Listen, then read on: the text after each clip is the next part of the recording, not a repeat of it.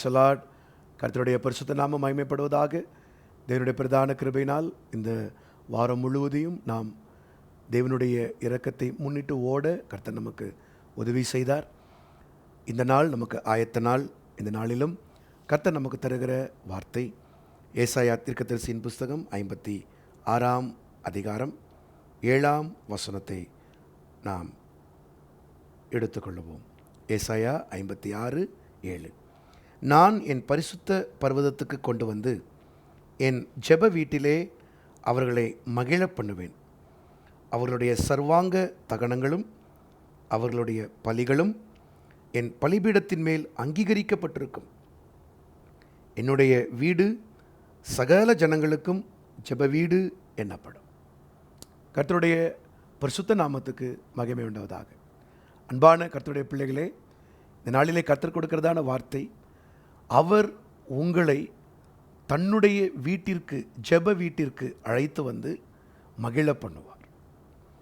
ஆண்டவருடைய பிரதான நோக்கமே நமக்குள்ள அவருடைய சமாதானத்தையும் மகிழ்ச்சியையும் வைப்பார். நம்மை சுற்றி இருக்கிற இந்த உலகத்தை பாருங்கள். 10ல் 9 பேர்கிட்ட பணம் உண்டு, பொருள் உண்டு, காசு உண்டு, உலகத்திற்கு அடுத்த இன்பங்கள் உண்டு. ஆனால் உள்ளான சமாதானமும் அமைதியும் மகிழ்ச்சியும் இல்லை. அதான் இயேசு சொன்னார், உலகம் கொடுக்கிற சமாதானத்தை அல்ல, உலகம் கொடுக்க முடியாத சமாதானத்தை நான் உங்களுக்கு வைத்து போகிறேன். அதை எங்கே வச்சிருக்கிறாரு? நம்முடைய ஜெப வீட்டில் வைக்கிறார். ஆயத்தப்படுறீங்களா? அந்த ஜெப வீட்டில் வந்து ஆண்டவர் உங்களை மகிழ பண்ணுவார். ஆண்டுடைய சமூகத்துக்கு யாரெல்லாம் துக்கமாக வர்றாங்களோ அவங்க எல்லாரையும் கர்த்தர் திரும்ப அனுப்பும்போது மகிழ்ச்சியோடு தான் அனுப்புவார். துக்கமாய் வந்து துக்கமாய் சென்ற ஒருவரும் கிடையாது. துன்பத்தோடு துக்கத்தோடு வருவாங்க, ஆனால் மகிழ்ச்சியோடு கர்த்தர் அனுப்புவார். உங்களையும் இந்த நாளிலே ஆண்டவர் சொல்கிறார், மகிழ்ச்சியோடு நான் உன்னை நடத்துவேன். இந்த நாளில் துக்கமாக சோர்வாக முடியாமல் இருந்தீங்கன்னா எப்படியாகிலும் ஆண்டுடைய ஆலயத்துக்கு ஓடி வந்துடுங்க. ஆண்டவர் சித்தமானால் நாளைய தினத்தில் காலை 3 ஆராதனைகள் நமக்கு சபையில் உண்டு. 5, 7, 9 மாலை 6:30 மணி 4வது ஆராதனை. எதுலையாச்சும் வந்து ஒன்று உட்காந்து நீங்கள் அந்த மகிழ்ச்சியை பெற்றுக்கொள்ளணும். அது சாராய கடையிலையோ, பப்புலேயோ, சினிமா தேட்டர்லேயோ, உலகத்தில் இருக்கிற ஷாப்பிங் ஏரியாலேயோ, சாப்பிட்ற இடத்துலையோ கிடைக்காது. அது தேவ சமூகத்தில் கிடைக்கும். யாருக்கு கர்த்தர் இந்த வாக்குத்தத்தத்தை கொடுக்கிறார் தெரியுமா? அன்னகர்களுக்கு. அவர்கள் எப்படிப்பட்டவர்களா? அன்னகர்கள்னால் யார் தெரியுமா? யூனக்ஸ். அதாவது ஆணாகவும் பெண்ணாகவும் இல்லாமல் அந்த நடுத்தர பாலினராக இருக்கிறார்கள் அல்லவா, அவர்கள் திருநங்கைகள், திருநம்பிகள். அவங்களுக்கு தான் கர்த்தர் இந்த வாக்குத்தத்தத்தை கொடுக்கிறார். ஏன்னா அவங்களுக்கு யாருமே கிடையாது. சமுதாயம் முதல்ல அவங்களை ஏற்றுக்கொள்ளாது. இந்த காலை வேளையிலும் யாருமே உங்களை ஏற்றுக்கொள்ளாமல் தனிமையிலே தன்னந்தனியனாக இருப்பீர்களானால் உங்களை கர்த்தர் மகிழ்ச்சிக்குள்ளாக்க தம்முடைய ஜெப வீட்டிற்கு அழைத்து வருவார். இந்த 3 காரியங்கள் இந்த அன்னகர்களிடத்தில் உண்டு. நான் வேகமாக சொல்லி உங்களுக்காக ஜெபிக்க போகிறேன். 4வது வசனத்தில், இதே அதிகாரம் 4வது வசனத்தில் அவர்கள் 3 காரியங்களை செய்கிறார்கள். ஓய்வு நாட்களை ஆசரிக்கிறார்கள், தேவனுக்கு இஷ்டமானவைகளை தெரிந்து கொள்ளுகிறார்கள், உடன்படிக்கையை பற்றி கொள்ளுகிறார்கள். நீங்கள் இந்த 3 காரியங்களை செய்யுங்க. ஆண்டவருடைய நாள், கர்த்தருடைய நாள், அதை யாருக்கும் கொடுக்காதீங்க. அதில் நோ ஒர்க், வேலை கிடையாது, சொந்த வேலை கிடையாது, எதுவுமே செய்ய மாட்டேன். கர்த்தருடைய நாள், ஆண்டவரை ஆராதிப்பேன், ஜெபிப்பேன், துதிப்பேன், ட்ராக்ஸ் ஊழியத்துக்கு போவேன், மருத்துவமனை ஊழியத்துக்கு போவேன், யாரையாகலையும் சந்தித்து ஆண்டவரை பற்றி சொல்லுவேன், 2 பேரை சபைக்கு கூட்டு வருவேன். அதையெல்லாம் அந்த நாளில் நான் செய்வேன். ஓய்வு நாள்.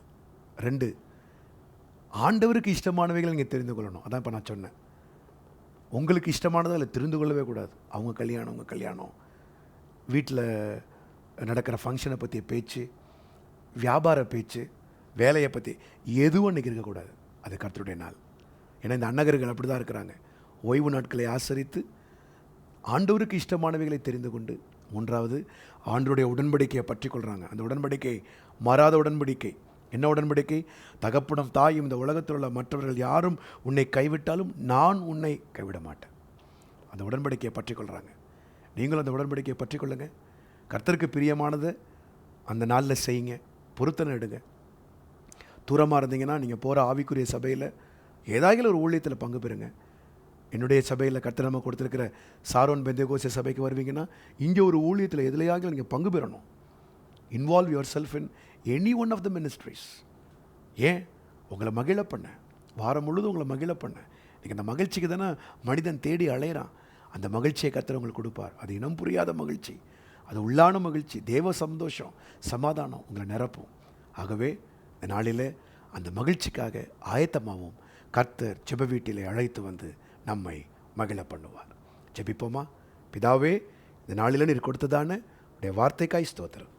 நீர் எங்களை, அன்னகர்களாகிய எங்களை உம்முடைய வீட்டிலே, ஜெப வீட்டிலே கொண்டு வந்து மகிழ பண்ணுகிறீர். அதற்காய் ஸ்தோத்திரம்.